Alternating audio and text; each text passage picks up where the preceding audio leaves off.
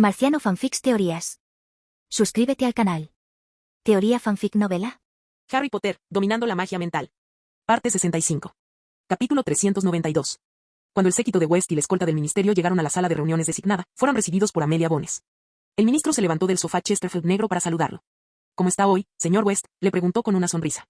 Nada bien, dijo George sin rodeos, sentándose en el sofá de enfrente, sin romper su habitual saludo cortés. No me gusta lo que está pasando en este país, mi país. Un loco anda suelto, haciendo explotar la oficina de Aurores, invadiendo el ministerio y tomando rehenes, y quién sabe qué estará haciendo ahora. Miró a Amelia, que seguía de pie. Y cuando pregunto cualquiera o leo el periódico, lo único que oigo y veo es que su gobierno es fuerte, o al menos debería serlo. Amelia suspiró profundamente y se recostó en su asiento. Scrimgeour se sentó a su lado, mientras que Jot se sentó junto a George. Aurinbach permaneció sentado solo en un rincón de la mesa, mientras que Roberts y el secretario se sentaron frente a él. El guardaespaldas se dirigió directamente al bar de la sala, mientras que Kingsley se apoyó contra la pared, cerca de todos. Estamos intentando mantenerlo bajo control, dijo Amelia. La sonrisa cortés se desvaneció y la mujer que dirigía el DMLE volvió a ser la misma, pero con la situación actual. Se está volviendo difícil lidiar adecuadamente con el señor oscuro y sus secuaces. ¿Y cuáles son esos problemas? ¿Cómo puedo concentrarme realmente en la amenaza cuando estoy atascado en problemas internos? ¿Qué, el supremaquista de sangre?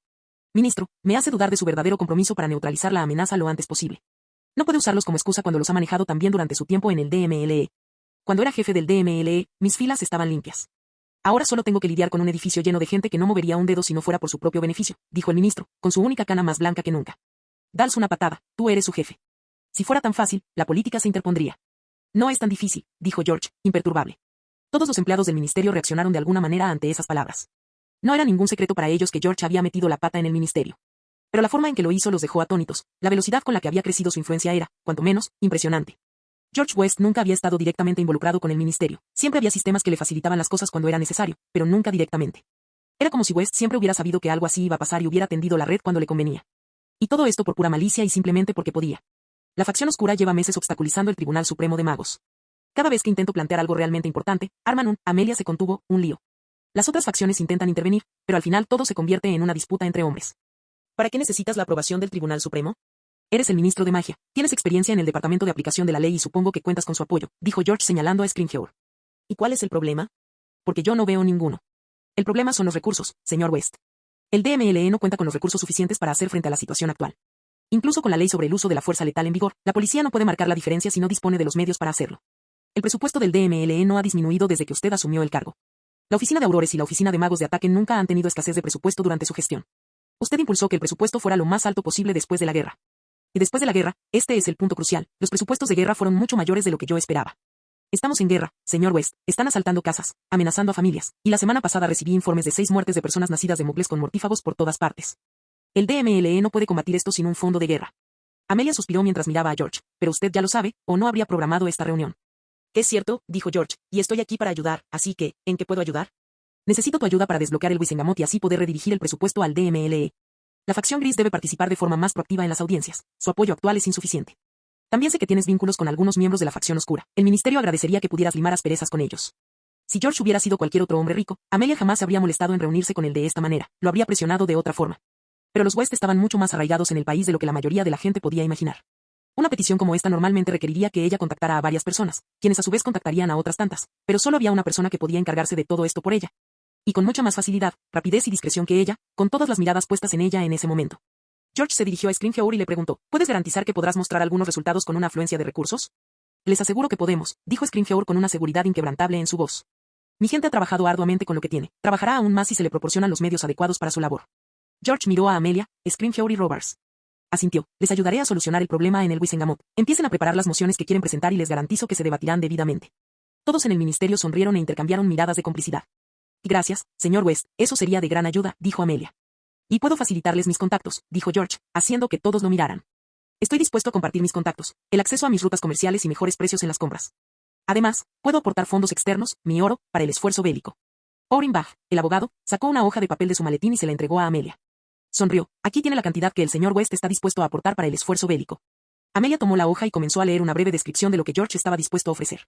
Al llegar al final de la página, sus ojos se abrieron de par en par al ver la secuencia de números impresa en la esquina inferior derecha. Miró a George mientras le entregaba la hoja a Scrimgeour. ¿Estás seguro? Es una cantidad considerable, dijo. Eso sí que tiene sentido, suspiró Scrimgeour. Puedo iniciar negociaciones en el Wizengamot, comenzó George, pero cree que, con la división actual, podrá recaudar la cantidad necesaria. Esto no es como la última guerra, señora ministra. Antes del Señor Oscuro, los supremaquistas de sangre pura lograban lo que querían ejerciendo control en las sombras, se creían superiores a los demás, pero hablaban de ello a puerta cerrada. Durante su reinado, podían expresar sus opiniones abiertamente y ahora podían silenciar a quienes no pensaban igual. Los sangre pura que discrepaban se convertían en traidores a la sangre y eran asesinados o rechazados.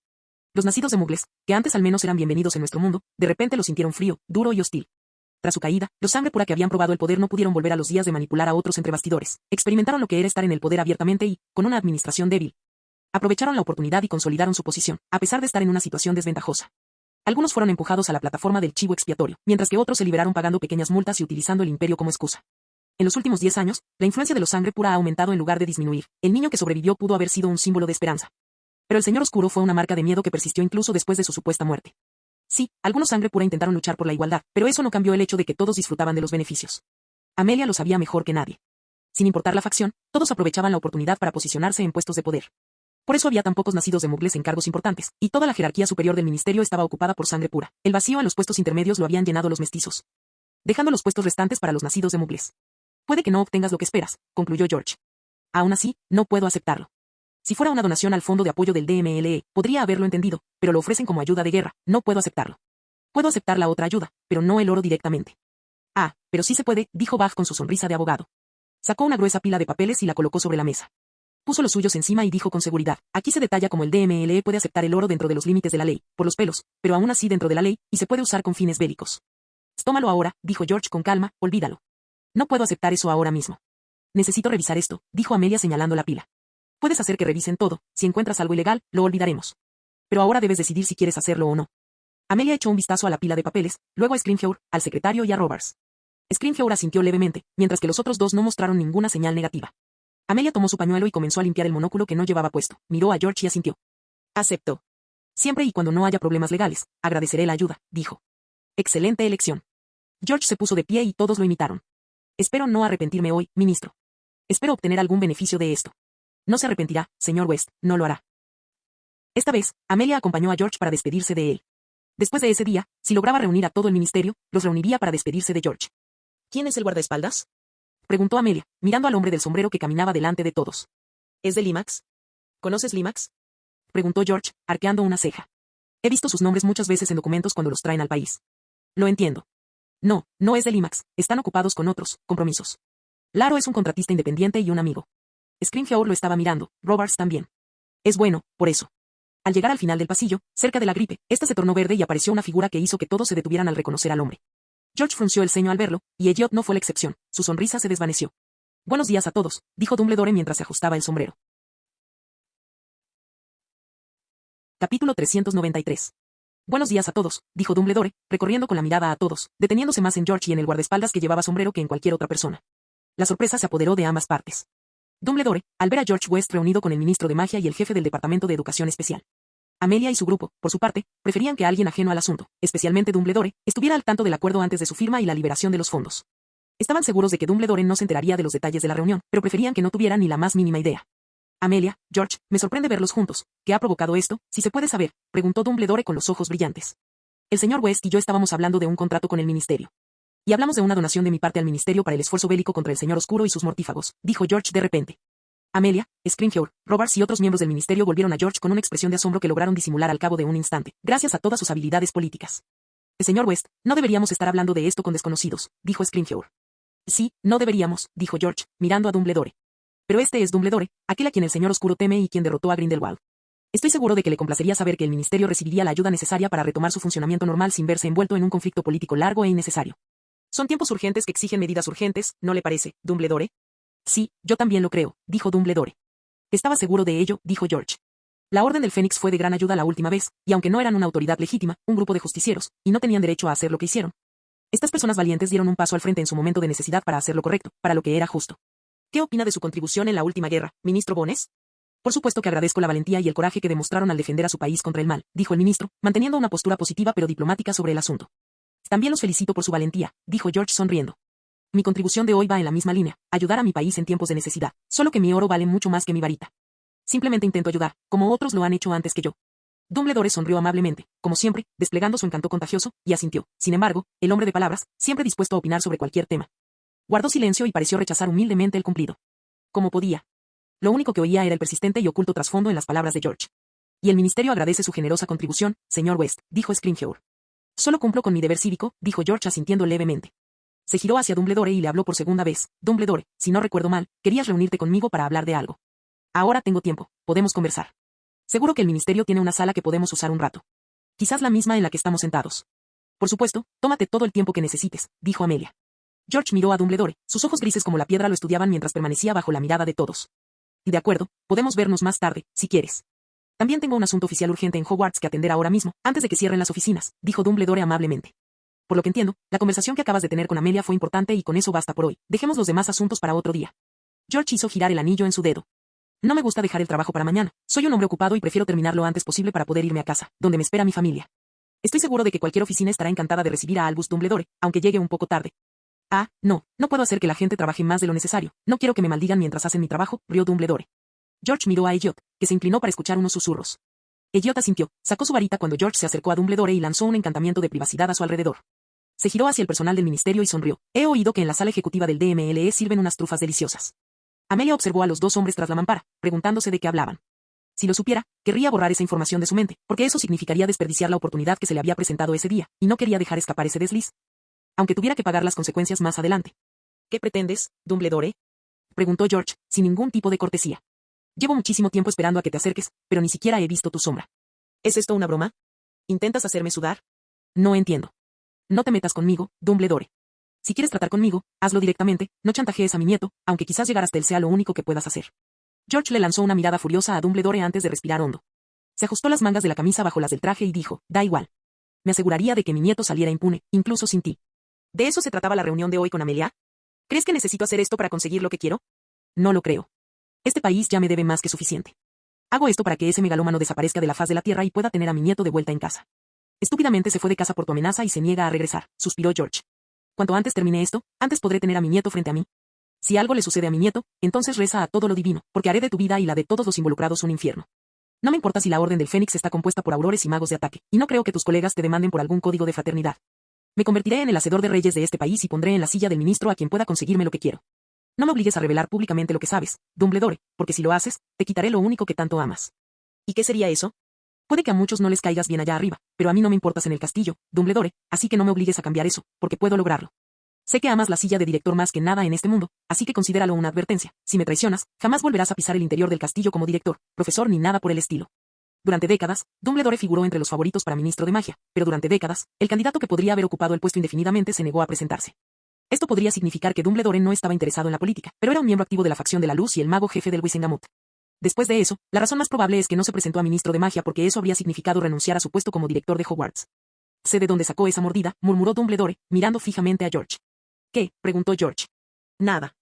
Me di cuenta de que no has renunciado a nuestro acuerdo con Hogwarts. Me di cuenta de que tu gente todavía está en el pueblo. No pienses ni por un segundo que es por tu culpa, dijo George. Tengo otros motivos para mi gente en Hogsmeade. ¿Esa persona se llama Daphne Greengrass? Hay gente merodeando por aquí por si Kim viene a buscarla. George miró a Dumbledore con expresión impasible. Era cierto, había esperado que Kim visitara a Daphne o acudiera a Astoria Greengrass para recibir tratamiento. El plan original era capturarlo, pero tras el incidente con Limax, George consideró hablar con él y persuadirlo para que optara por la primera opción antes de recurrir a la fuerza. La conversación terminó. George ya estaba satisfecho cuando salió de la cúpula y se dirigió hacia la chimenea, seguido por sus compañeros. ¿Qué fue eso? Le preguntó Kingsley a Dumbledore. La mirada de Dumbledore siguió a George hasta que éste desapareció, y el fuego de la chimenea se apagó. Y eso es lo que pasa cuando uno se precipita y no considera todas las cartas sobre la mesa, dijo Dumbledore.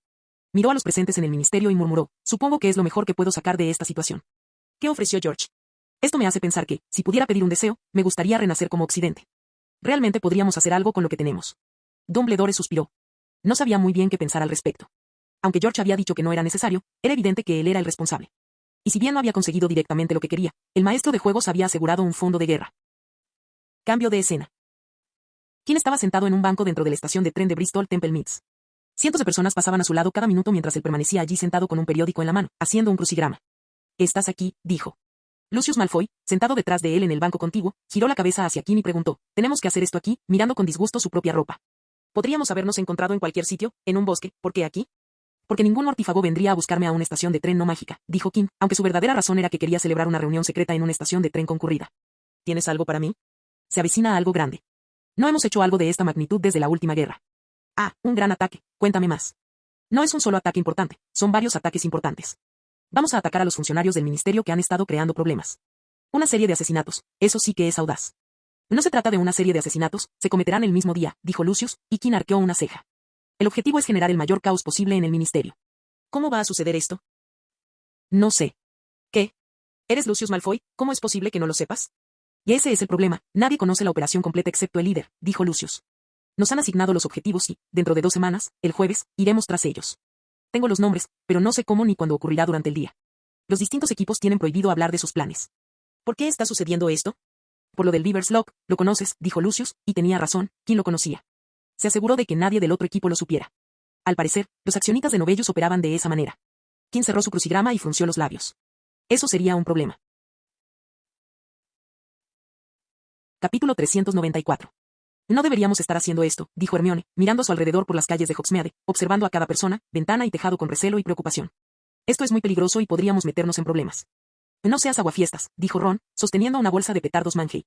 Metió unos cuantos y abrió la boca para que explotaran. No nos meteremos en líos si no nos pillan, así de simple. Hermione apartó la mirada, su expresión preocupada se desvió de su entorno hacia Ron. No me preocupa que nos pillen los profesores, quiero decir. Se detuvo con un jadeo de sorpresa cuando un brazo la rodeó por la cintura. Se giró y vio a Harry mirándola con una expresión cómica y sorprendida. Harry fingió jadear. Hermione Granger, ¿no te preocupa que te pillen los profesores? ¿Quién eres y qué has hecho con mi novia?, dijo con una sonrisa irónica. Hermione puso los ojos en blanco. Que esto no es ninguna broma.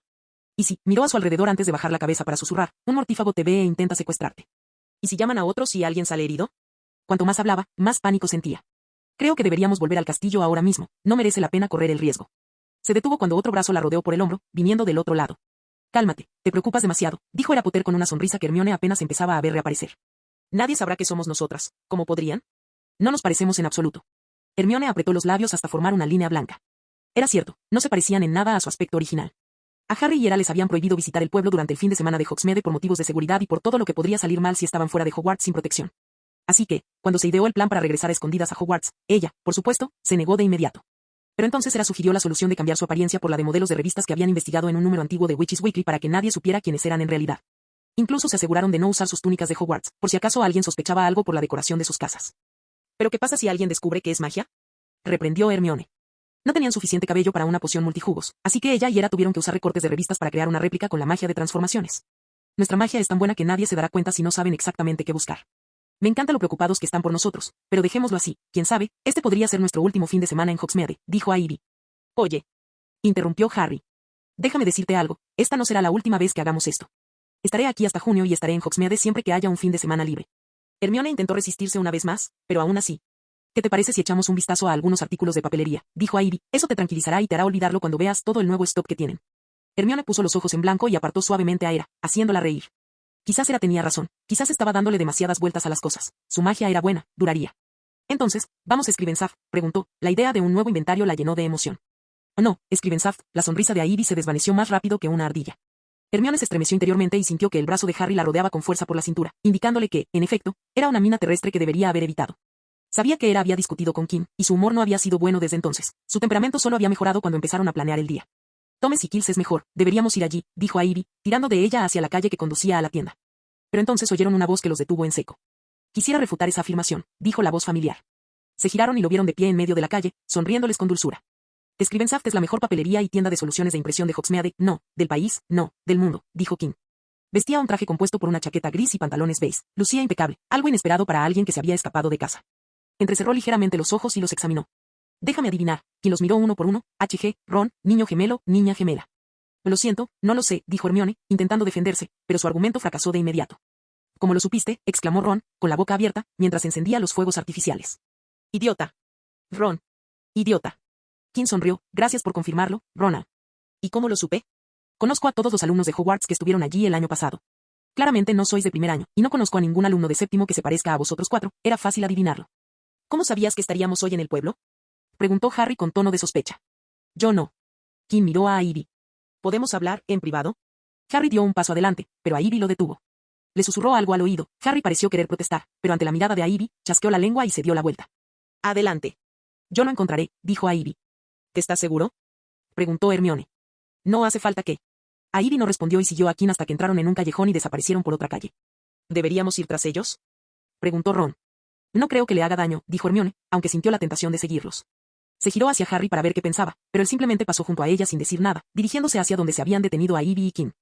Harry, espera. Cambio de escena. ¿Qué quieres? Preguntó a Ivy con sarcasmo. Quiero hablar. A Ivy se detuvo en medio de la calle y se quedó allí de pie con los brazos cruzados. Bueno, no quiero, dijo, molesta. Kim hizo una pausa y puso los ojos en blanco por un instante antes de volverse hacia Ivy. Sí, ya sabes, si no, no me habría seguido hasta aquí. Ahora vámonos, la agarró del brazo y tiró de ella. A Ivy intentó resistirse, pero Kim la jaló de todos modos. Suéltame, protestó ella. Kim miró a su alrededor para observar lo que sucedía. Entró por la puerta más cercana y arrastró a Ivy adentro. Era una tienda llena de extraños objetos, con un aroma peculiar que emanaba del suelo de madera. Había un largo mostrador que se extendía de un extremo a otro de la tienda, y un anciano estaba sentado detrás, limpiando un cuenco de cristal con una toalla. —Ernie, ¿está libre la trastienda? —preguntó Kim mientras a Ivy observaba la tienda con recelo. —Sí, lo es —dijo el anciano con voz temblorosa. —Gracias, Ernie. Se dirigieron a la trastienda de la tienda, que estaba llena de cajas. Kim se acercó a una pared y, como si no existieran, las atravesaron. —¿Qué? —La pared —gritó a Ivy. Pero atravesaron la pared. Era una ilusión que daba a un estrecho túnel con una única escalera de madera en la parte superior, paredes casi sin pintura ni yeso, que dejaban ver los ladrillos rojos que con el tiempo habían adquirido un tono marrón sucio. Al otro extremo del túnel, había una puerta roja. Sin embargo, dentro de la habitación no había nada que se pareciera al túnel. La habitación estaba amueblada con detalles que la hacían parecer un hotel de lujo. —¿Qué lugar es este? —preguntó a Ivy, desconcertada por lo que veía. Hogsmeade es un pueblo, y como cualquier otro, tiene lugares que solo conocen los residentes. Los residentes y aquellos que saben qué buscar. Este es un lugar donde la gente puede reunirse en privado. Se volvió hacia Ivy y dijo, entonces, celebremos esta reunión. ¿De qué hay que hablar? ¿Lo dijiste todo la última vez, o quizás no, quién sabe qué escondes? Kim se sentó en un cómodo sillón de cuero e hizo un gesto a Ivy para que se sentara frente a él. Para empezar, no tengo intención de retener el Horrocrux. Nunca la tuve. Quiero que Voldemort muera tanto como cualquiera, dijo. Solo fue una amenaza calculada contra Dumbledore. Ahora estoy a salvo. ¿Y si no tuviera seguridad? Preguntó a Ivy sin sentarse. ¿Y qué? Quédate con el Horrocrux, quizás únete a Voldemort mientras tanto. Kim frunció el ceño por un instante, y su sonrisa también se desvaneció. Suspiró y se encogió de hombros levemente. En ese caso, habría entrado en la oficina de Aurores y revelado la identidad del vigilante invisible a todos los Aurores. De esa forma, mi abuelo no habría tenido que lidiar con Dumbledore. Probablemente habría puesto en riesgo mi futuro en este país. Mi abuelo habría intentado revertirlo y probablemente lo habría logrado, pero no estaría caminando por ahí con la misma libertad que ahora. Ya me estoy defendiendo del intento de mi abuelo de arrestarme. Tampoco quiero que el ministerio me apoye. Como si eso importara. Todavía no han logrado atraparte. No, no lo hicieron, pero podrían haberlo hecho mucho mejor con mi rostro. No solo tendría a los Aurores buscándome con renovado ímpetu, la gente odia a los ricos, sino que también tendría autoridades no mágicas tras de mí. No me gusta tener tantas miradas puestas en mí. Estaba seguro de que, en ese caso, su abuelo habría recurrido al ministerio y, por ende, a las agencias de inteligencia no mágicas como refuerzo. Para mí era crucial que Dumbledore guardara silencio. Además, no me gusta que mi familia esté amenazada. Entonces, ¿estás diciendo que no hiciste nada malo? Les hice daño a usted y a su familia. Y lo lamento profundamente. Estuvo mal de mi parte ocultar lo que sabía, lo que hice. Sé que justificar mis acciones no servirá de nada aquí, pero tenía mis razones para hacerlo. Sé que ahora sueno como Dumbledore, dijo Kim. Señaló la silla. ¿Podría sentarse, por favor, o prefiere que me quede de pie?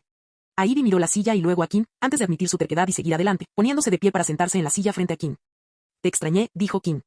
Intenté ponerme en contacto contigo, te envié cartas, pero nunca contestaste. Incluso dejaste de contestar mis llamadas en los espejos. No lo leí, dijo a Ivy, con un tono algo menos irritado que antes. Kim miró sus manos sobre su regazo. Reinaba el silencio en la habitación. A medida que el silencio persistía, la ira de Ivy comenzó a disiparse, reemplazada por la preocupación por el comportamiento de Kim. La única vez que lo había visto callado era cuando practicaba magia, pero por lo demás, siempre encontraba la manera de entablar una conversación. Ahora, ese silencio la inquietaba. Kim alzó la cabeza y, aunque una sonrisa se dibujó en su rostro, le transmitió señales completamente equivocadas. Si antes le preocupaba el silencio de Kim, ahora estaba realmente preocupada. Y... Capítulo 395. Aunque Kim sonreía, su expresión le transmitía señales contradictorias a Ivy. De repente, notó que sus ojos estaban ligeramente caídos, que habían perdido el brillo que a veces lo hacía parecer inteligente y otras veces travieso, e incluso pudo ver ojeras. Era como si le hubieran quitado un filtro a la vista, y al dejar de lado su enfado por un momento, pudo ver con mayor claridad. Yo, estoy cansada, dijo Kim.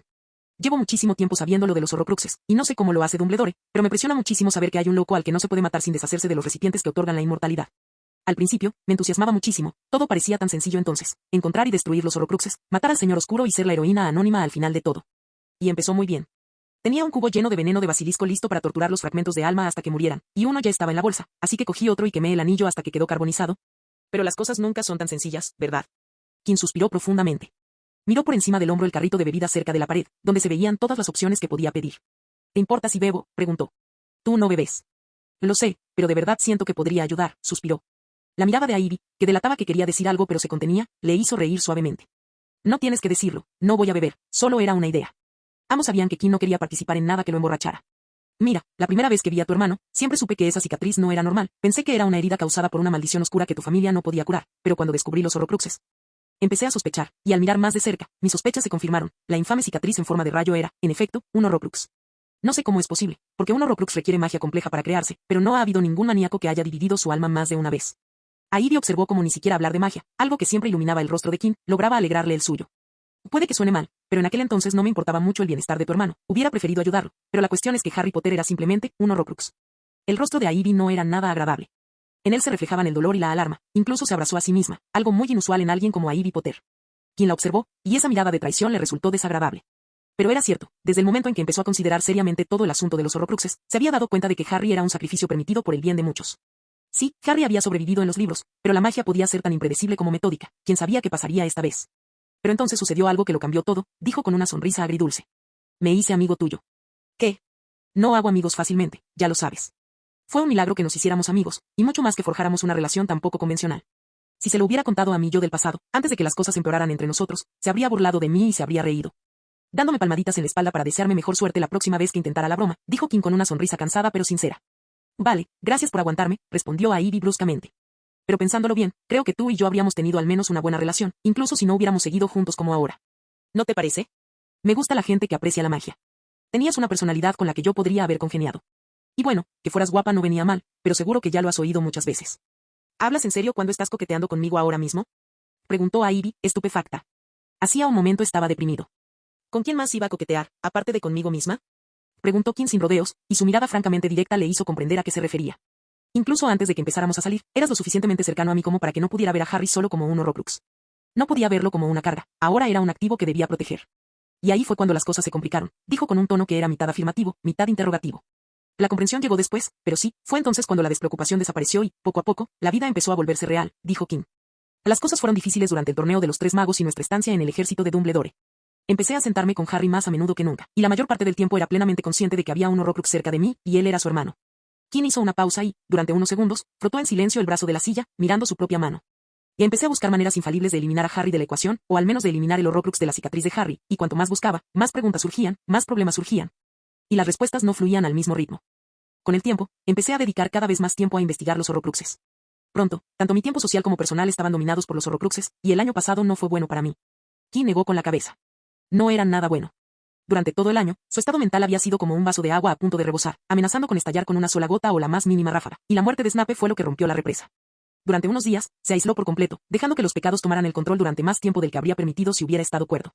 Pero, al mismo tiempo, en ese momento, una parte de su mente lo interpretó como el último instante de verdadera paz, donde estaba libre de cualquier tipo de conflicto. Incluso si ese estado provenía de haber renunciado a todo. Sabes, en cierto momento empecé a darme cuenta de lo que realmente estaba en juego, que si el horrocrux no hubiera sido destruido, el Señor Oscuro habría amenazado millones de vidas, si no más. Dijo Kim con expresión angustiada. ¿Sabes? Destruir el horrocrux no es lo más difícil del problema. Lo más difícil es matar a Voldemort, dijo, y Era reaccionó, pero él la calmó. Hay muchos que han logrado grandes hazañas en la magia, proezas revolucionarias que pasarán a la historia.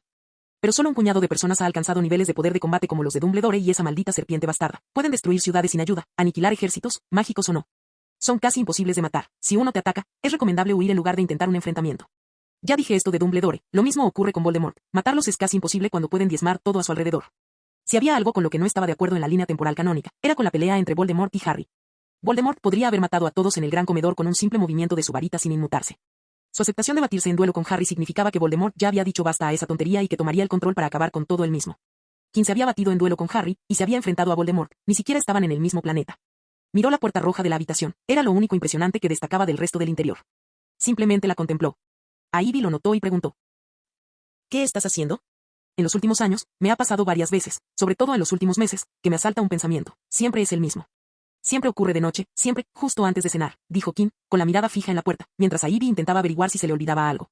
Siempre empiezo imaginando cómo sería mi vida si el Señor Oscuro y el Horrocrux nunca hubieran existido. Siempre pienso lo mismo, sonrió. Estaría en algún lugar de Europa o Asia con Edia y Marcus en nuestro viaje, algo que sabía, a pesar de sus numerosos intentos por convencerse de lo contrario, que no sucedería. Pasándolo genial antes de que Eddie empezara a viajar con su equipo de Quidditch, Marcus estudiara con el tío Elliot y yo me quedara con el señor Alan para mi aprendizaje. Me imagino visitándolos a ti y a Daphne los fines de semana en Hogsmeade o cuando nos extrañemos. Me he vuelto muy bueno haciendo apariciones y sé cómo crear trasladores. Así que no sería un problema aparecer cuando quisiera. Me imagino disfrutando del mundo y haciendo las cosas más locas con mis mejores amigos, mientras también me tomo un tiempo para explorar un poco de magia aquí y allá, ya sabes, sin que me distraiga del propósito del viaje. Me imagino sin saber nada sobre horrocruxes, nada sobre cómo neutralizarlos. La gente, con mucho menos conocimiento sobre cómo destruirlas, y sin saber lo que es quitar una vida y vivir con ella, esa última parte siempre me parece artificial porque no puedo escapar de ella, después de todo. Eso se llama vivir con ella, no puedes simplemente imaginar que no existe. Aunque el tono de Kim era positivo y sus palabras llenas de calidez, Ivy notó cómo su semblante se debilitaba al pensar en ello. La persona que ella conocía como fuerte, sin importar nada, pareció encogerse en su silla. Se puso de pie y casi saltó a su lado. Ivy se arrodilló ante él, tomándole la mano. Y entonces regreso. En una habitación dentro de mi maleta, o bajo la máscara cazando ladrones, o en algún rincón cutre, no sé dónde, hablando con gente que no conozco, casi siempre disfrazada, porque sé que mi abuelo me encontrará. Siempre me consuelo pensando que lo mejor del día, la cena, una comida caliente y deliciosa, aún está por llegar. Kim ahora miraba fijamente a Ivy mientras pronunciaba cada palabra, que ahora contenía un ligero temblor. Salgo de donde sea que esté y siempre miro al cielo, y lo mismo me pasa por la cabeza. Cuando miro al cielo nocturno, siempre tengo la tentación de rendirme. Los ojos de Ivy se abrieron de par en par, renunciar a la vida de fugitiva, dejar de ser una mortífaga que persigue a los vigilantes enmascarados. Entregar el Horrocrux y mi investigación a Dumbledore y dejarlo todo atrás. Una parte de mi mente me habla, me dice que esto nunca fue mi deber, que no tengo que lidiar con Voldemort, que debería dejar eso en manos de Dumbledore y el ministerio, que ellos se encargarían, y que debería vivir mi vida, divirtiéndome sin todo el estrés innecesario. Una sonrisa amarga se dibujó en su rostro mientras señalaba la puerta roja. Tuve la misma sensación hace un momento, que lo que está pasando entre nosotros es demasiado difícil, y que debería irme porque no creo que pueda arreglarlo más. Tomó la mano de Ivy y se inclinó hacia adelante. No quiero sentirme así, pero no puedo evitarlo. Ivy se puso de pie, se sentó en su regazo, lo rodeó con el brazo y lo abrazó con fuerza, susurrándole palabras al oído. Sintió que él la agarraba de la ropa. Ivy no podía ver el rostro de Kim, que estaba de espaldas a ella, pero podía intuir lo que sucedía por la humedad que sentía en su ropa. Capítulo 396. Hola, susurró a Ivy suavemente, ¿cómo te sientes ahora? Lo abrazó, sentándolo en su regazo. Su respiración agitada se había calmado y Kim ya no la apretaba con tanta fuerza como antes. Kim se apartó de Ivy, pero no la soltó. Tenía el rostro cubierto de lágrimas, pero la tristeza había desaparecido y ahora parecía mucho más el mismo que antes. Sí, estoy bien ahora, gracias. Me disculpo por mi comportamiento desagradable, dijo. No sé por qué me afectó de repente. No, no hay necesidad de disculparse, dijo a Ivy. Le había parecido bien que Kim se desahogara. Temía que si Kim hubiera seguido reprimiendo sus emociones sin desahogarse, en el futuro se habrían generado problemas mucho mayores. Fue culpa mía, dijo de repente. ¿Qué? ¿Por qué no te conté lo de los Horrocruxes? Preguntó con voz cansada. Sabía que si te hablaba de los Horrocruxes, tendría que contártelo de Harry. Si hubiera sido antes, no habría presionado a Dumbledore para que revelara la identidad de Harry y simplemente lo habría dejado hacer lo que quisiera. La razón por la que lo revelé fue por la culpa que sentía por haber ocultado tanto más. En el fondo, sentía que si tu familia se enteraba de Harry, de alguna manera aliviaría mi conciencia, pero no fue así. Me sentí genial al salir del despacho del director, pero al salir del castillo, volví a sentir la angustia. Cuando Dumbledore amenazó con revelar mi secreto, y tuve que contártelo yo mismo antes de que pudiera, sentí náuseas solo de pensar que las cosas podían empeorar. ¿El peor escenario posible? Por supuesto que rompiste conmigo, dijo Kim con cansancio. Arriesgué demasiado al hacer esto, ya tengo problemas con mi familia, mi vida social se ha reducido a la nada, y si me dejabas, todo habría sido en vano. No será en vano. Quien tú sabes será derrotado. No lo sabemos con certeza. Como dije antes, matarlo es la parte más difícil del problema. No digas eso. Si el otro bando es quien tú sabes, entonces tenemos a Dumbledore. El director puede enfrentarse a él, y Dumbledore tiene la varita de Saúco, la varita más poderosa que existe, lo que le da una clara ventaja. Las cejas de Kim se arquearon mientras la sorpresa se reflejaba en su rostro, se enderezó en su silla. ¿Descubriste lo de la varita?, preguntó. Me enteré de las reliquias de la muerte. Fue la última vez que se vieron que él le dio información críptica sobre lo que estaba haciendo. Impulsada por la ira, investigó por su cuenta y, tras una larga búsqueda, no encontró ni una sola referencia al símbolo en toda la biblioteca de Hogwarts. Justo cuando empezaba a pensar que Hogwarts era un callejón sin salida, se topó con él por casualidad, de una fuente inesperada. Casi me había dado por vencida cuando apareció Luna. Luna. Estaba en la biblioteca cuando me encontró y vio el símbolo de las reliquias de la muerte que había dibujado. Sabía lo que era. El cuento de los 3 hermanos, de Bedle el Bardo. Resulta que su padre le mostró el símbolo mientras le contaba la historia. Las 3 reliquias de la muerte, la varita de Saúco, la piedra de la resurrección y la capa de invisibilidad. ¿De verdad crees que fueron creadas por la muerte? No, incluso con la existencia de la magia, no creo que las leyes de la naturaleza tengan personificaciones vivientes. Creo que fueron creadas por los 3 hermanos, a quienes no sé si conoces. Son mis antepasados. Encontré a Ignotus Peverell en la familia Potter, suspiró. No puedo creer que mi capa de invisibilidad sea la misma de la historia. Todavía no me lo creo. Las señales de que esto es algo especial siempre han estado presentes. Esta capa se ha transmitido de generación en generación en la familia Potter, sin que jamás haya necesitado ningún trabajo para fortalecer sus encantamientos. Es evidente que la capa es especial. A Ivy tuvo que darle la razón. Supuso que nadie le prestaba atención, porque la capa había estado en la familia tanto tiempo que su existencia se había vuelto algo normal. No puedo creer que tengas la piedra de la resurrección, dijo. Podría funcionar de verdad, ¿sabes? ¿Puede invocar a los muertos? Kim asintió. ¿Lo has usado antes? Para invocar almas, no. Lo he usado para otros fines. ¿Y qué son? No me lo dijiste la última vez. Acabo de enterarme de las reliquias, ¿me lo puedes decir ahora? A Ivy se encontró bajo la mirada escrutadora de Kim en cuanto terminó la pregunta. Sus ojos grises como la piedra la observaron por un instante. Estoy intentando averiguar cómo sacar el Horrocrux de la cabeza de Harry. Aunque sea un fragmento, un Horrocrux sigue siendo un alma, y como la piedra de la resurrección es un artefacto del alma, creo que podría ser la clave para liberar a Harry del Horrocrux. Suspiró. No va bien. No te esfuerces demasiado, dijo a Ivy, acariciando el rostro de Kim, que estaba más pálido de lo habitual. Kim tomó suavemente la mano de Ivy y se inclinó sobre ella. Hoy no tenía ninguna esperanza, ¿sabes? Te he estado evitando desde nuestra última cita porque pensé que si nos veíamos, ¿me dejarías? No seas ridículo. No te voy a mentir, te estoy juzgando un poco, dijo, recibiendo una leve bofetada como respuesta. Kim la miró fijamente mientras él decía en voz baja, eres demasiado buena para mí, ¿sabes? Ivy sintió que su mirada se posaba en sus labios, y ella hizo lo mismo. Se movieron al unísono y, en un instante, se besaron. Fue más intenso de lo que esperaba, pero al mismo tiempo, se sorprendió de su propia reacción. Desde la última vez que se vieron, jamás se había imaginado que sería así. Sintió como su mano se deslizaba bajo su suéter. Levantó los brazos y Kim se lo quitó, pero aún así, sintió que se excitaba cada vez más. Ella le devolvió el gesto y se deshizo de su chaqueta. Poco a poco, las prendas empezaron a desaparecer, pero antes de que pudieran seguir besándose, se oyó un fuerte golpe. Ivy dio un respingo y se giró hacia el ruido, sintiendo una mezcla de sorpresa e irritación. Pero todo eso se desvaneció cuando se dio cuenta de dónde provenía el sonido. El fuerte golpe venía de la puerta del dormitorio que se abrió de golpe contra la pared, pero eso no fue lo que la sorprendió, sino quien irrumpió. Era su hermano gemelo con su aspecto natural, sin el disfraz que habían estado usando, junto con Hermione y Ron, que aún estaban disfrazados. Los observó por un instante, sus ojos se abrieron de par en par, pero antes de que pudiera pestañear, 3 hechizos rojos se dirigieron hacia ella más rápido que una flecha desde atrás, haciendo que sus ojos se pusieran en blanco y cayeran al suelo. Ivy se volvió hacia Kim, quien se encogió de hombros. Últimamente he estado molesto, dijo.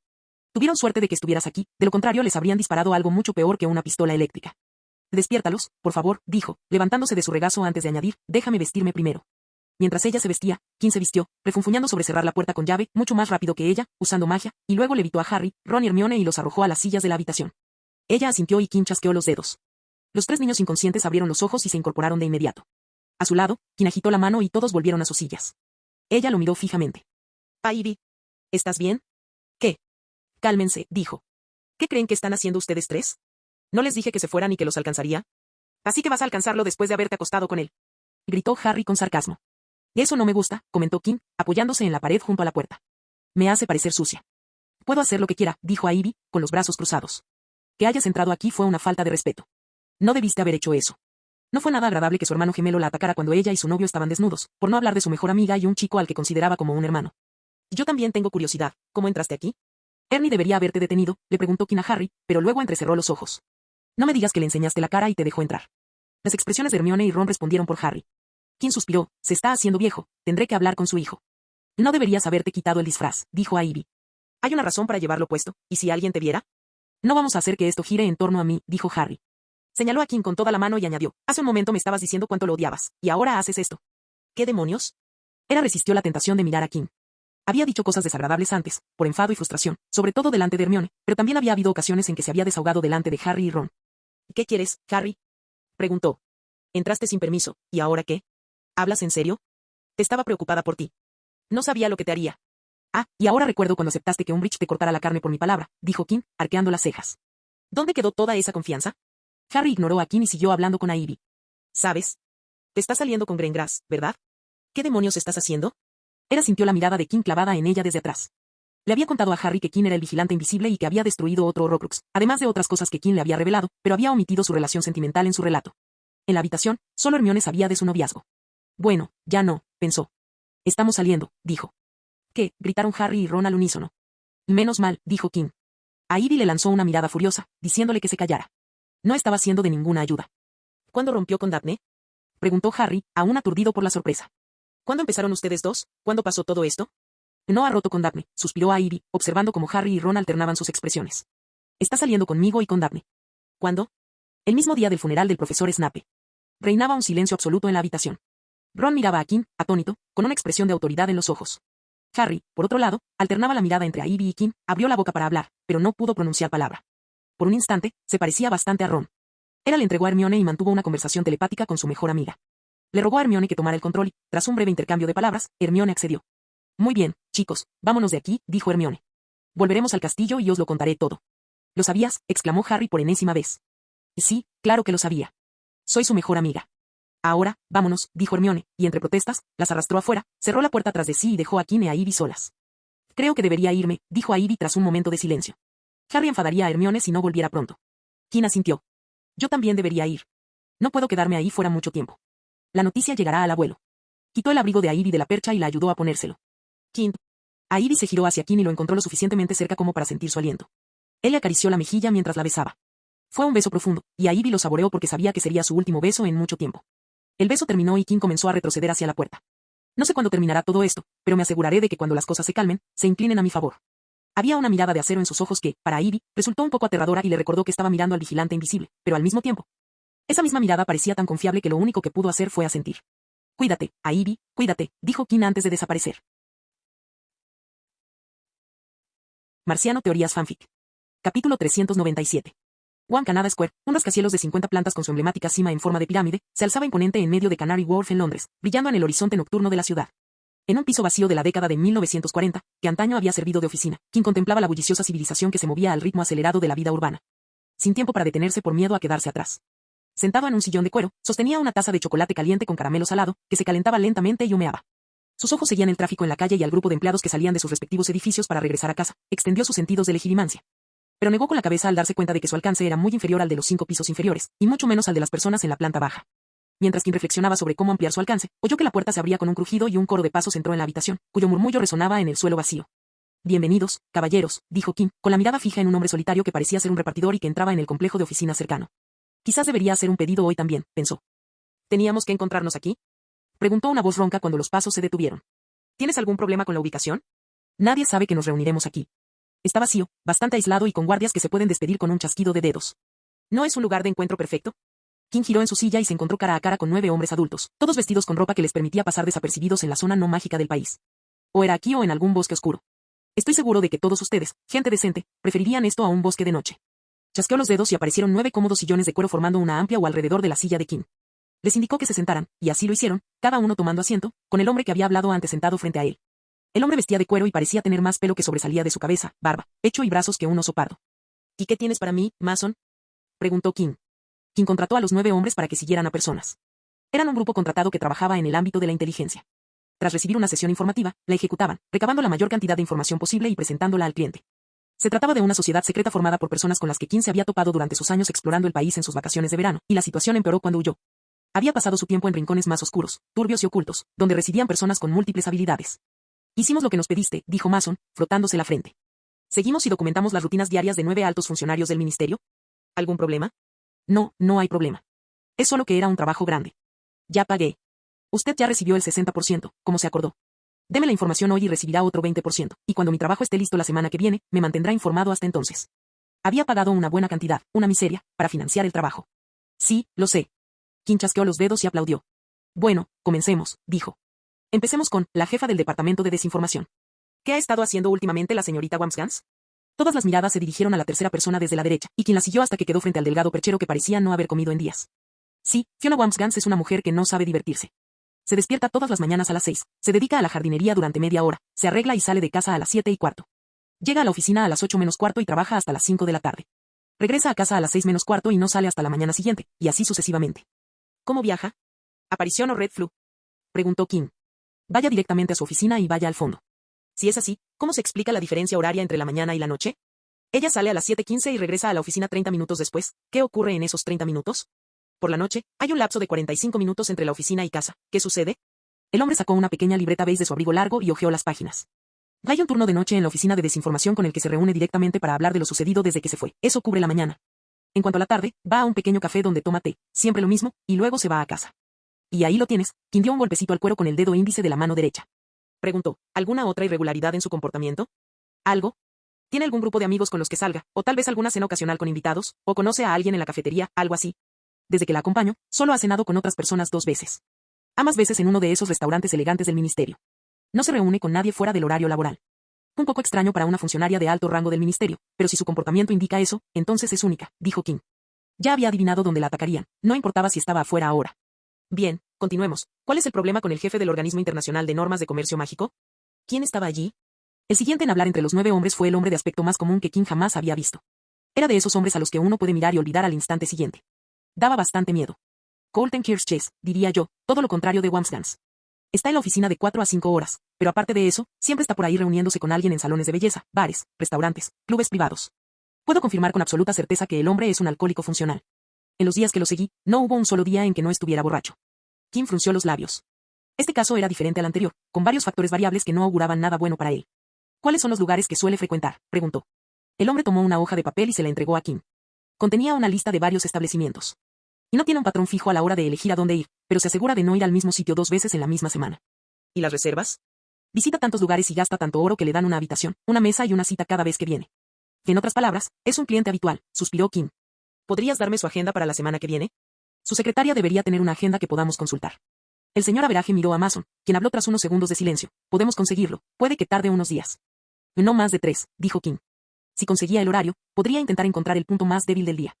Debido a la carga de trabajo, no tenía tiempo para vigilar constantemente al objetivo, lo que significaba que debía asegurarse de tener el momento y el lugar exactos para prepararse. Continuemos. ¿Quién quiere ser el siguiente?, preguntó Kim. Uno a uno, los hombres continuaron proporcionándole a Kim información sobre los objetivos que él había especificado, información obtenida de Lucius Malfoy. Algunos le parecieron fáciles, mientras que otros se volvieron cada vez más difíciles. Él hacía preguntas y, a cambio, recibía respuestas. Para aquellas que no obtenía, pedía al equipo que las consiguiera. Kim se puso de pie, y su vaso y su silla desaparecieron en el aire. Hoy ha sido un gran día, caballeros. Estoy muy satisfecha con su trabajo, y si pueden conseguirme lo que les pedí hoy, yo también estaré muy contenta, sonrió Kim. Ahora, pasemos a la parte que todos esperaban. Kim sacó un pequeño maletín de su bolso y lo dejó en el suelo. Lo abrió y continuó. Este es el descuento del 20% que les prometí. Cualquiera de ustedes, caballeros, puede venir y comprobar el importe. Mason asintió con la cabeza a uno de sus compañeros, que entró, y al cabo de un minuto, el hombre salió. Esa es la cantidad correcta. Estupendo, dijo Kim. Ahora, con su permiso, tengo que irme. Dicho esto, Kim se dirigió a una de las salidas de la planta. ¿Quién eres?, preguntó la voz de Mason. Kim se giró y miró a Mason, sorprendido. Para ser sincero, Mason, no esperaba que me preguntaras eso. Soy tu cliente, no un objetivo. ¿O acaso alguien te contrató para investigarme? Prefiero saber con quién hago negocios, dijo el espía. Pero no podemos averiguar quién eres, ni un solo detalle, es como si fueras un fantasma.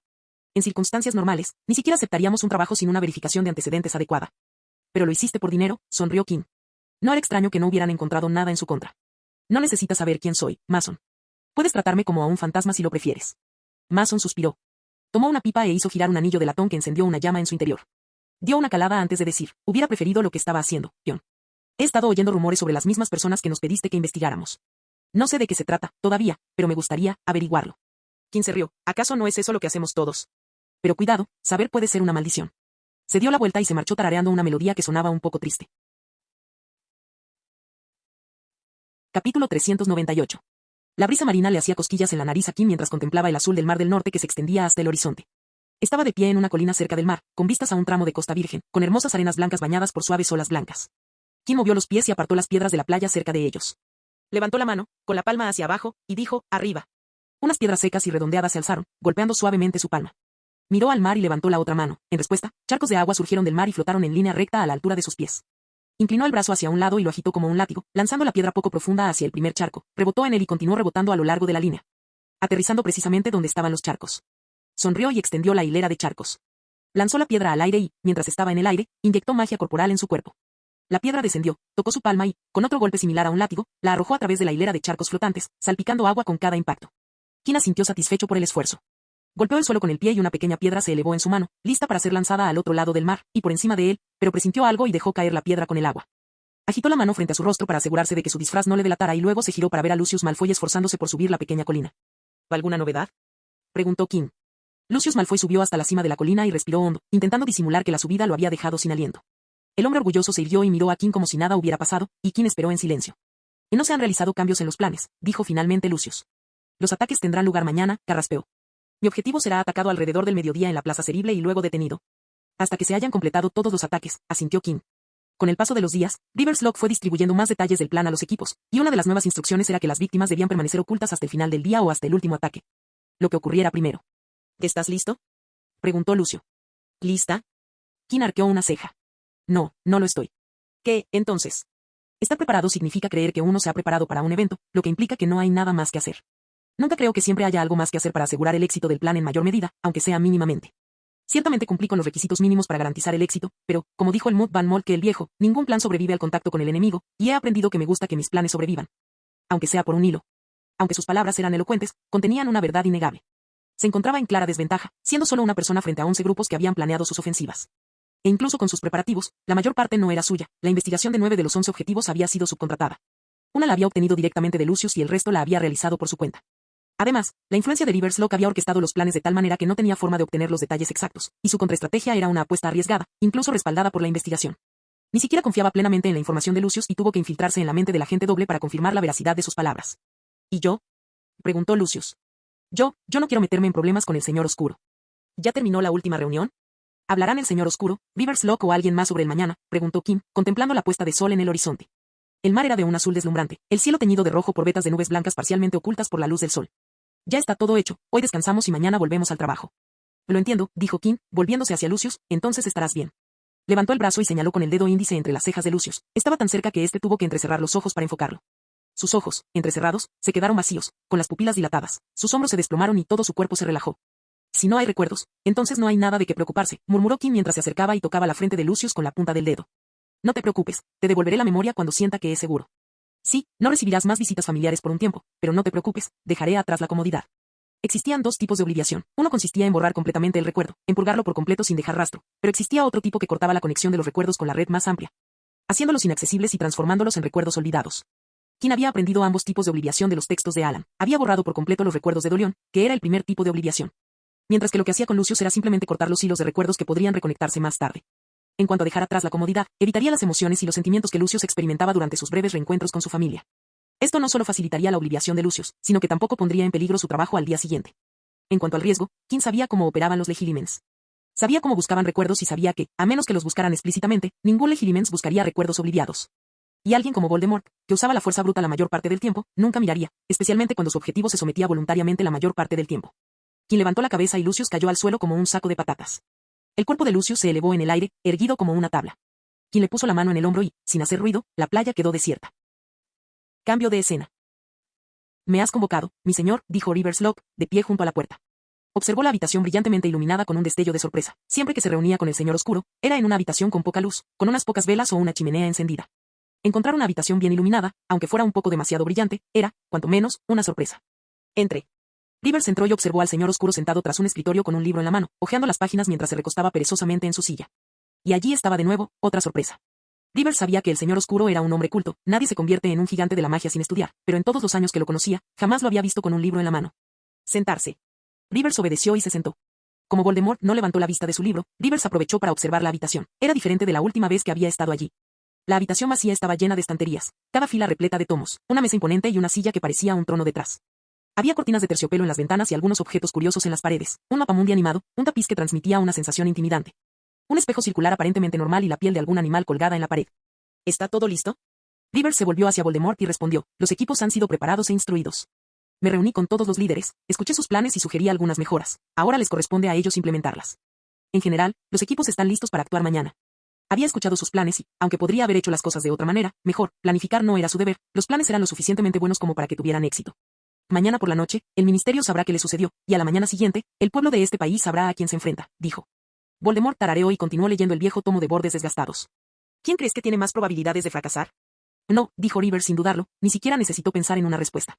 ¿Por qué? Muy impetuoso, muy impulsivo. El señor del sur tiene mucha confianza en sí mismo, tanto en la gente que ha elegido para su equipo como en su plan. Me senté con todos en distintos escenarios y tuve que interrogarlo directamente sobre aspectos específicos de sus planes para que viera sus evidentes fallos, dijo Rivers con indiferencia. Aunque su mirada era más inexpresiva de lo habitual.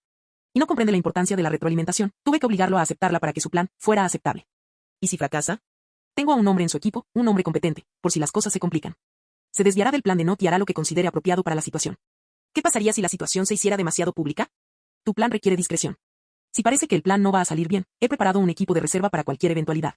Para llegar a ese punto, realmente no deberías confiar en Not. Y el éxito es el único resultado deseado, dijo Rivers. ¿Confiar en Not? Si había alguien en el mundo en quien confiara, jamás sería en Not. Si no fuera por las órdenes de Not y su posición dentro de los círculos de los mortífagos, ni siquiera le habría permitido husmear en esta operación. Voldemort tarareó de nuevo. Cerró el libro y lo dejó flotar hasta un espacio vacío en la estantería. Por primera vez, miró a Rivers, y en sus ojos rojos se percibía una mirada crítica. ¿Qué crees que pasará si todo sale bien mañana?, preguntó. Caos. Los aurores rendirán cuentas, el ministerio será presionado y se desatará un descontento generalizado. Podemos tomar el control de la situación. Sí, podemos, pero no quiero tomar el control, Locke, dijo Voldemort con un tono que, aunque parecía inexpresivo, no era más que eso. Deseo gobernar, su voz rebosaba de seguridad, algo muy distinto a la de Not, compararlas era un insulto. Por eso, esto es solo el principio, los días de ocultamiento están llegando a su fin. ¿Qué quiere decir, mi señor? Es hora de asumir la responsabilidad. Capítulo 399. Kim estaba estirado en el techo, con su traje Noir sobre un fondo gris de camuflaje urbano. Hacía poco que se había puesto el traje, la maldición de Tabú se había debilitado, ya que ningún secuestrador respondía a las llamadas. Había pasado un mes durmiendo en 2 turnos muy cortos y persiguiendo a cualquiera que contestara a sus llamadas de Tabú, barriendo el suelo con fuerza. Desde entonces, la actividad de Tabú se había reducido prácticamente a cero, salvo algunas excepciones. Tras marcar la última grieta en su espalda, la máscara apareció sobre su rostro y se dirigió hacia el centro del tejado, hasta el borde. Se volvió invisible, pisó el parapeto y miró el escaparate de una tienda de caligrafía, tras el cual un anciano amigo probaba nuevos artículos de papelería. King giró la cabeza hacia la calle y observó a la multitud, y allí vio a gente actuando de forma extraña, intentando pasar desapercibida. Usen magia, idiotas, pensó, mirando a los necios que no usaban ni una pizca de magia. Stephen Jeffrey, jefe de la división de bestias, era el responsable de subdepartamentos como la oficina de enlace con los centauros, el comité para la eliminación de criaturas peligrosas, el departamento de investigación y contención de dragones, la patrulla de trolls y el consejo de seguridad para la prevención de hombres lobo. Era evidente por qué era un objetivo hoy. Eliminar al responsable de tantos subdepartamentos importantes causaría tantos problemas de seguridad que el departamento de aplicación de la ley de misiles, DMLE, se vería sometido a una presión inmensa. Un comienzo de día perfecto. King se puso los guantes y bajó. Se giró, corrió, saltó al siguiente tejado y recorrió la distancia antes de caer al callejón. Amortiguó la caída con magia y caminó en silencio detrás del mortífago, que permanecía en la sombra del muro fumando en pipa. Estaba haciendo un excelente trabajo, así que King decidió matarlo primero. King golpeó la pared con el puño, y los ladrillos se movieron tras él, creando un vacío en el que cayó. King chasqueó los dedos, y el grito de horror del hombre quedó amortiguado. Al cerrarse los ladrillos, solo quedaron las manos del mortífago, cuyos dedos se movían, temblaban e incluso se contraían desesperadamente en busca de libertad. King extendió la mano y entrelazó sus dedos con los del mortífago, dejando al descubierto varios pequeños orificios para respirar. Lo siento, pero esto va a ser traumático, murmuró. El nervio tetánico recorrió los brazos del mortífago, paralizándolos hasta la médula espinal. Luego lo liberó de su prisión en la pared y lo arrojó al suelo. Se agachó y entró en la cabeza del hombre para obtener información concreta sobre el plan. Ya he entendido. King se puso de pie y lanzó una capa invisible sobre el mortífago. Salió a la calle invisible, abrió los brazos y una lluvia de magia invisible cayó sobre los mortífagos. Sus ojos se volvieron opacos y borrosos por un instante antes de volver a la normalidad. Regresó por un callejón y, un instante después, disfrazado de John. Sin perder tiempo, entró a la tienda de caligrafía. Tras él, ni un solo mortífago se movió. Bienvenido, señor, saludó el empleado con una sonrisa. ¿En qué podemos ayudarle hoy? King sonrió. Vine a buscar a una invitada. Aún con su sonrisa profesional, notó la confusión en sus ojos. Sin esperar respuesta, dio una palmada. Una oleada de magia lo envolvió, como si alguien hubiera pausado un video. Nadie se movió ni reaccionó. Todos permanecieron completamente inmóviles, excepto King. Se acercó a Stephen Jeffrey. Allí, el alto funcionario del ministerio estaba concentrado escribiendo, con la punta del bolígrafo rozando el papel, que absorbía la tinta, creando una mancha cada vez mayor. King chasqueó los dedos y el bolígrafo se le resbaló de la mano a Stephen y cayó en el tintero. Vamos a sacarte de aquí, dijo King, dándole una palmadita en la cabeza calva al hombre, y Stephen se desplomó. King salió de la tienda con Stephen siguiéndole, flotando a su lado bajo un hechizo de invisibilidad. Miró hacia atrás y aplaudió de nuevo para que la tienda reanudara sus actividades. El empleado que lo había saludado se quedó perplejo por un instante antes de dirigirse a otro cliente. King miró a los mortífagos, que observaban fijamente el escaparate sin moverse. Aunque Stephen Jeffrey ya no estaba allí, no habían reaccionado. Tal era el poder de la magia de la ilusión. Vieron una ilusión de Stephen Jeffrey haciendo lo que había estado haciendo antes. 2 minutos, observó King. Según el explorador, Stephen salía de la tienda de caligrafía a la misma hora todos los viernes. Dejó a Stephen Jeffrey en un banco de la calle y caminó hacia los mortífagos. 2 minutos después, de un equipo de 6 mortífagos, 5 tenían las manos lisiadas, y King miraba al sexto, inconsciente. Tienes suerte, Goyle, dijo King, negando con la cabeza. Cada líder de equipo debía informar sobre puntos específicos del día para asegurar que todo marchaba según lo previsto. Prepárate para un buen día. Colocó la mano sobre la cabeza de Goyle y comenzó a improvisar. Cambio de escena. Rivers Locke apareció en un bosque sin más que árboles. Un lugar apartado de todo, un lugar que había elegido expresamente para celebrar reuniones. Si hubiera optado por el cuartel general o un lugar con techo, algunos de los jefes de equipo se habrían relajado, pensando que su trabajo había terminado. En un lugar así, preferirían regresar y esperar con sus compañeros. Se dio la vuelta y vio a un hombre corpulento y grande sentado en una silla lujosa, una imagen claramente evocada, bajo la sombra de la copa de un árbol. Rivers se acercó a la silla y preguntó, ¿cómo te fue, Goyle? Vincent Coyle, que se estaba peinando la larga barba con un peine para barba, miró a Rivers con evidente disgusto y resopló, ¿qué esperabas? Rivers miró fijamente a Goyle sin decir palabra. Goyle le devolvió la mirada, que rápidamente se transformó en una mirada furiosa, pero Rivers siguió mirándolo fijamente. Sabía que muchos mortífagos lo detestaban, tachándolo de mortífago falso por su pasado como miembro de Novellos Accionitas. No había sido un problema cuando estaba bajo la tutela de Pettigrew, pero se volvieron contra él cuando el señor oscuro comenzó a prestarle atención. Gente miserable practicando su patética política. Al menos, gente como Rockwood y Pettigrew hacían la experiencia más llevadera. Cuando Goyle vio que Rivers no se movía, murmuró, ya está hecho. Jeffrey está en la zona designada. ¿Muerto? Muerto. Rivers asintió, estupendo, ahora regresa, y se dio la vuelta para marcharse. No te enorgullezcas de eso, gritó Goyle burlonamente. No eres más que un insecto. Rivers no respondió. No era necesario. Goyle era un simplón cuyo cerebro funcionaba como el de un mono. Desapareció sin volver a mirar a Goyle. Cuando Rivers se marchó, Goyle se levantó y también se despidió por medio de una aparición, refunfuñando sobre aquellos patéticos canallas. Salió del bosque y llegó a una pequeña cabaña situada en un campo donde una suave brisa acariciaba los verdes pastos. Ya estoy de vuelta, dijo Goyle al entrar en la cabaña de madera. ¿Hubo algún problema mientras no estaba? No. Genial. ¿Dónde está el cuerpo? Allí atrás. Goyle fue a la habitación del fondo, miró dentro y luego a la mesa del centro. Asintió antes de volver al frente. ¿Alguien trajo algo de beber? Preguntó. No recibió respuesta.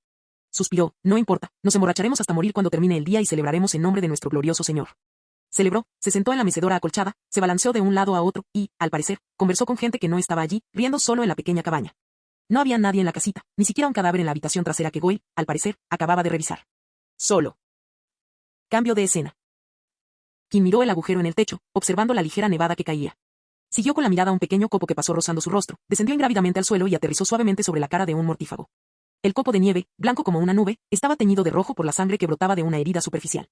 14 mortífagos lo rodeaban en todo tipo de posiciones espantosas, todos ellos plagados de heridas. Kim suspiró, las cosas se habían complicado demasiado rápido. Analizó la causa y no pudo negar su sorpresa. Not señor, padre de Theodore Not. El hombre que una vez intentó convertir a su hijo menor de edad en un mortífago. Kim pensó que habría sido más astuto si hubiera intentado usar la influencia de su hijo, pero resultó ser solo otro idiota. No ser digno de confianza ni siquiera en uno mismo, qué espectáculo tan lamentable, suspiró. El día había empezado muy bien, había comenzado con el equipo de Goyle y había logrado superar a la mitad de los equipos antes del almuerzo sin el menor problema. Pero entonces se encontró con el equipo de Not y se enfrentó a su primera situación inesperada, y nada de ello fue culpa suya. El objetivo de Not era Colton Kirsch, el alcohólico funcional. La operación empezó bien, Kim identificó a cada uno de los mortífagos en tiempo récord. Estaban sentados en el bar más grande de la ciudad, observando a Hirsch sin siquiera disimular. A diferencia de Goyle, no podía repetir lo que había hecho en la tienda de caligrafía con tanta gente bebiendo en el bar, así que decidió centrar su atención en Hirsch. Cuando el borracho decidió ir a orinar, Kim lo siguió con la intención de dispararle a Hirsch con una pistola eléctrica dentro de un cubículo, inmovilizarlo allí con un hechizo de invisibilidad y luego ocupar su lugar. Pero resultó que no tenía el mismo plan, ya que la mitad de su equipo lo siguió al baño. Se desenvainaron las varitas y, en el reducido espacio, Kim actuó con rapidez, usando la fuerza contra los mortífagos, rompiéndoles huesos y dejándolos inconscientes. Por desgracia, gritaron como cerdos, y parte del ruido se filtró antes de que Kim pudiera silenciarlos, provocando que los mortífagos restantes se abalanzaran sobre él. Los dejó inconscientes al instante, pero entonces ocurrió algo sorprendente. Se abrió un agujero en el techo y una lluvia de hechizos cayó desde el interior. Eliminarlos fue sencillo, y Kim lo consiguió, pero el enorme agujero en el techo podría haberle causado problemas. Espero que nadie se esté aprovechando de esto, murmuró Kim. Chasqueó los dedos y los escombros volvieron a caer sobre el tejado, cerrando la brecha. En pocos segundos, el tejado quedó intacto de nuevo. Se acercó a Not y apuntó a la mente débil de aquel necio. Capítulo 400. Kim observó a los mortífagos desde las afueras de un estadio local de Quidditch. El objetivo era, una vez más, una jefa de departamento, y el motivo de su visita al estadio era ver jugar a su hijo en un equipo local de segunda división. Kim miró a su alrededor buscando a alguien escondido, pero no vio a nadie. Envió suaves ráfagas de viento a patrullar, pero también regresaron con las manos vacías. Los únicos presentes eran los mortífagos que pudo ver. Lo que significa que la situación con Not no generó ningún problema, pensó Kim. Tras la pelea en el bar, Kim leyó la mente de todos los mortífagos presentes en el baño y descubrió que los dos equipos no tenían comunicación con el log de Rivers, lo que le permitía manipular la información a su antojo. Editó los recuerdos de Not y del espía de Rivers en el equipo de Not para que recordaran la operación como un éxito. Mientras que al equipo de apoyo se le borraron los recuerdos de haber recibido una llamada de auxilio del espía, haciéndoles creer que el equipo de Not había cumplido su cometido. Era una triple garantía. Rivers se reunía con Not y recibía una respuesta positiva. Podía llamar al espía y obtener la misma respuesta. El líder del equipo de apoyo le comunicaba el mismo resultado. Kim dejó que el viento pasara bajo sus pies y se dejó caer en caída libre. El viento azotó por un instante antes de que el arresto momentum lo detuviera, y se encontró justo al lado de los mortífagos. Giró la muñeca y los mortífagos cayeron como bolos. Una más y termino por hoy, suspiró, pero antes. Miró a la víctima que salía por la puerta VIP del estadio y le torció la muñeca de nuevo, y ella cayó al suelo boca abajo. Kim arrugó la nariz. Lo siento, murmuró. Necesitaba arreglar esto antes de dejarla ir. No podía permitir que ninguna de las víctimas siguiera con su vida porque los mortífagos tenían planes para sus cadáveres. Mejor bajo mi cuidado que bajo el suyo, dijo Kim encogiéndose de hombros al llegar a la alteración de memoria predeterminada. El sol estaba a punto de ponerse, el rojo del atardecer casi desaparecía y estaba a punto de ser reemplazado por el azul del crepúsculo. Solo quedaba un equipo de mortífagos, y Kim había dejado al más fácil para el final. Apartó la mirada del cielo cambiante al oír el crujido de la aparición. Había llegado el último equipo de mortífagos. Salió de la sombra del árbol y se encontró entre un grupo de personas reunidas con su último líder, Lucius Malfoy, quien se dirigía a su equipo. Kim suspiró al ver la manga larga que ocultaba la mano derecha amputada de Lucius. Esa mano podría curarse y regenerarse en una semana como máximo. El corte no había sido causado por magia oscura y solo necesitaba el material y el impacto de la magia para volver a crecer. Pero Lucius no la había regenerado porque era el miedo, no la magia, lo que se lo impedía. Espero que no lo castiguen, pensó mientras levantaba la mano, provocando que varias granadas aturdidoras salieran disparadas. Todo el equipo cayó al suelo, y esto hizo que Kim se diera cuenta de lo fácil que era, a veces, eliminar a la gente desde las sombras. Hizo sentar a los mortífagos y les lanzó Tetán Inergum a todos menos a Lucius, ya que aún tenía una misión que cumplir. Mientras el hollín y la niebla envolvían al mortífago, oyó unos pasos que se detuvieron bruscamente. Kim se giró y vio a un hombre de mediana edad en pantalones deportivos. Era el objetivo, su casa estaba a la vuelta de la esquina, y casi a la misma hora todos los días, corría alrededor de su casa. Kim se encogió de hombros, y una pistola paralizante impactó al hombre en el pecho, haciéndolo retroceder unos pasos antes de desplomarse al suelo. Bueno, es hora del caos. Cambio de escena. Lucius Malfoy acaba de regresar, le dijo Rivers a Voldemort, que una vez más estaba leyendo en su habitación. El último jefe del ministerio ha sido capturado y asesinado. Está listo para ser presentado. Genial, dales la señal para que continúen. Se moverán a las 6. La mano de Voldemort, que escribía en un pergamino, se detuvo. Se recostó en su silla y miró fijamente a Rivers por un instante antes de decir, me gustaría ver. ¿Mi señor? Me gustaría ver una de las proyecciones. Rivers reflexionó un instante antes de encogerse de hombros para sus adentros, no le importaba que el señor oscuro lo acompañara. El señor oscuro había ordenado la operación, Rivers no tenía más remedio que negarse, así que preguntó, ¿a cuál de ellos te gustaría visitar? Lucius. Quizás fui demasiado duro con él. Presenciaré su trabajo y con gusto le concederé permiso para que le curen la mano. Será excelente reintegrar al voluble Malfoy fuera de nuestras filas. Estoy seguro de que estará eufórico, dijo el señor oscuro. ¿Dónde está Malfoy? Él está al mando del Callejón Diagon. Debes quererlo mucho para darle el Callejón Diagon. Era el más lógico y tranquilo de todos. Entregarle el Callejón Diagon a Malfoy fue una decisión racional, dijo Rivers antes de formular una pregunta. O su habitación ha cambiado bastante, mi señor. ¿Puedo preguntar el motivo de este cambio repentino? Voldemort alzó el brazo derecho, tomó una varita que se le había resbalado de la manga y la deslizó en su mano. Rivers se quedó inmóvil, mirando a Voldemort con cautela, ocultando todas sus emociones. No se atrevía a tomar la varita. Voldemort miró la varita mientras hablaba. La magia es poder, Rivers. Si dominas la magia, puedes dominar el poder puro. Sin embargo, dominar la magia requiere conocimiento. Cuanto más conocimiento adquiera, más magia dominaré y más poder adquiriré. Voldemort miró a Rivers. Presiento que no estás de acuerdo. No, señor. Tiene usted razón. Solo dices eso para estar de acuerdo conmigo, lo reprendió Voldemort. Ambos éramos líderes de organizaciones. Yo, de los mortífagos, y tú, de los accionitas de Novellus, pero la verdad es que la única razón por la que conseguiste seguidores fue usando mi nombre. Rivers mantuvo la compostura, pero apretó el puño detrás de la mesa. ¿Y por qué crees que es así?, continuó Voldemort. Incluso cuando el mundo me creía muerto, respondían a mi nombre. ¿Por qué? Porque tenía un poder inmenso. Tanto que, incluso después de mi muerte, la gente no se atrevía a pronunciar mi nombre y enseñaba a sus hijos a no decirlo. Apuntó con su varita al libro y lo alzó. Esta es la fuente de todo, Rivers. Magia y conocimiento. Eres ingeniosa y sabia, pero careces del poder de la magia, y esa es la diferencia entre tú y yo. Voldemort se puso de pie. Venid ahora, pues presenciamos el comienzo de mi ascensión. Rivers permaneció en silencio y siguió a Voldemort. Al ver la espalda de Voldemort, Rivers apretó los dientes, incapaz de encontrar la manera de deshacerse de él, y esto le hizo sentir lo que acababa de escuchar. Cambio de escena. En invierno, incluso con una gruesa capa de nieve cubriendo las calles, los tejados y los rincones del Callejón Diagon, el lugar rebosaba de gente comprando en las tiendas del mercado. Los comercios brillaban con sus luces bajo el cielo nocturno, proyectando su resplandor sobre los caminos pavimentados. Uf, el frío me está doliendo la espalda, dijo Sirius Black, apretando los costados de los puños contra la parte baja de la espalda. ¿Qué te pasó en la espalda?, preguntó James, mirando a su alrededor, observando todo lo que veía. Hoy era el control aleatorio mensual de la zona bajo su jurisdicción, que realizaban para comprobar si los aurores novatos estaban cumpliendo bien con sus patrullas. James estaba a cargo del Callejón Diagon y había destinado allí a sus subordinados más prometedores, así que no esperaba ningún problema, pero más vale prevenir que lamentar. Sirius gimió, no dormí bien anoche. ¿Qué pasó? Estuve con una chica que conocí ayer, alguien que conocí en el bar, dijo Sirius, moviendo las caderas para aliviarse. Lo estábamos pasando bien, cuando terminamos en su casa. Vale, entonces dormiste en su casa y la cama no te resultó cómoda. Eso es todo, dijo James con un suspiro. Dormí en su casa, pero no en su cama, las cosas estaban bastante agitadas, y me desperté en el suelo con ella abrazándome. Sirius esbozó una sonrisa irónica y luego dijo alegremente, fue una buena noche. James negó con la cabeza. ¿Cuándo vas a sentar cabeza? Ah, allá vamos. Encuentra una buena chica, forma una familia. No podemos repetirlo. Pero antes de que la diversión pudiera continuar, oyeron gritos y alaridos de hombres y mujeres que interrumpieron el ambiente alegre de las calles. Sirius y James se giraron y vieron a una multitud reunida en un punto. Intercambiaron miradas y sus rostros adoptaron la expresión de un auror de servicio mientras corrían hacia la multitud. Apártense, apártense. Sirius apartó a la gente mientras él y James se abrían paso entre la multitud. Aurores. Apártense, apártense. Al llegar al frente, dos aurores superiores quedaron sin palabras ante la escena que había congregado a tanta gente. 7 personas, arrodilladas en círculo con la cabeza inclinada hacia el suelo, sus brazos colgaban extendidos de vigas de madera. Una de las mangas de cada uno de los 7 hombres estaba rasgada, dejando al descubierto sus brazos y mostrando el tatuaje de una calavera y una serpiente, la marca tenebrosa. Mortífagos, susurró James.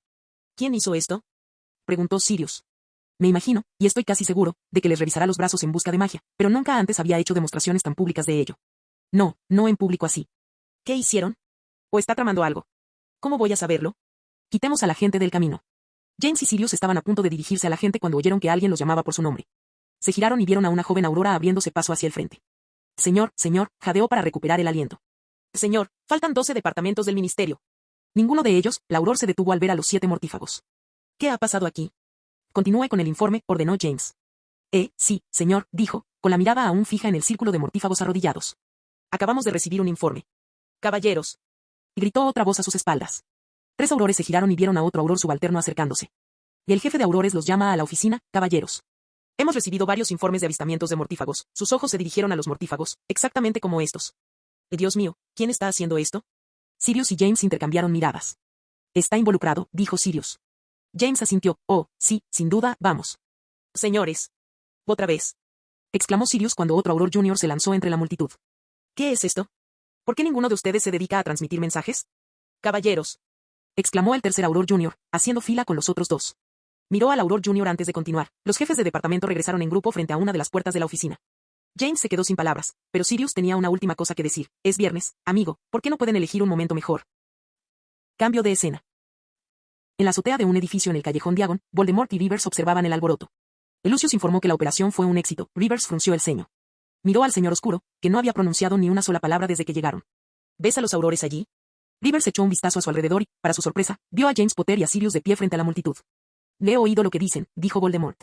Uno de ellos dijo que todos los jefes de departamento se presentaron en la oficina de aurores y que, señaló a los mortífagos, se encontraron con el vigilante invisible. Puedo sentir su magia en sus brazos, así que te lo pregunto una vez, Rivers Locke, ¿cuándo empezaste a conspirar con el vigilante invisible? ¿Qué? No estoy conspirando con el vigilante invisible. Voldemort se volvió hacia Rivers y retrocedió, sintiendo la mirada cruel de aquel hombre sobre él. Tú eras quien conocía todo el plan, Rivers. Eres el único que podría habérselo contado. Yo no lo hice. Decir verdad. No conspiré con el vigilante invisible. Ni siquiera lo vi personalmente. No me dejas otra opción. Voldemort alzó la mano, y Rivers sintió como si le hubieran enterrado todo lo que había debajo del cuello, ni siquiera podía mover los dedos de los pies. Si no dices la verdad, me miraré a mí mismo. Rivers sintió como si el corazón se le fuera a salir por la garganta, y Voldemort se acercaba a él, y cuando llegó el dolor, ni siquiera pudo gritar. Fin del video.